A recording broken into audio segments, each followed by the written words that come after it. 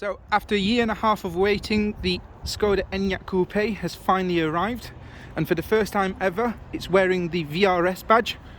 This particular car is in the Viper green. In my opinion, I think it's the most attractive. I'll do a quick walk around video. So this is the first time we've seen the vehicle in the flesh. The car's literally just arrived yesterday, so it's very new.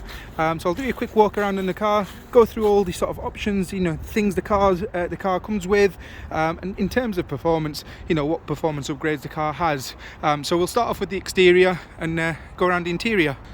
So as standard, the car comes with 21-inch upgraded alloys. Part of being the VRS, you get the stylish look.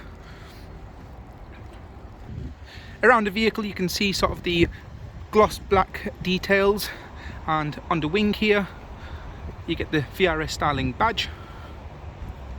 Now performance wise, the car has an upgraded 295 horsepower battery.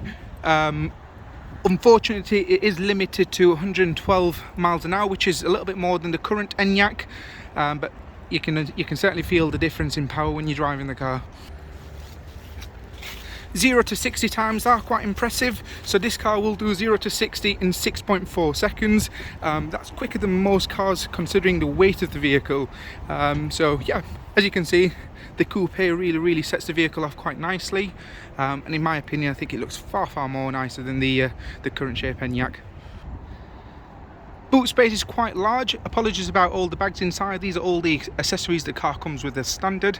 But as you can see, the boot space is rather large for the vehicle. Inside, because of the slopey roof, you are restricted to a little bit less headroom, but even still you do get quite a lot of headroom, so unless you are very tall, I don't think that will be a problem. Now this vehicle has got quite a few options, which does bump up the lease price of the vehicle, but the Coupe start from anywhere around £53,000. Now considering what other electric coupes are out there, price wise I think it's fairly sensible. Inside seats, you are get the VRS styling seats with the VRS logo. Very comfy. Electric seats, and also entertainment and dashboard is very similar. I think the only difference is you do get the VRS logo on the steering wheel, but as you can see, overall I think the car's definitely impressive. We've definitely been waiting for a long time. It's eventually rocked up only a year and a half later, but it's definitely been worth waiting for.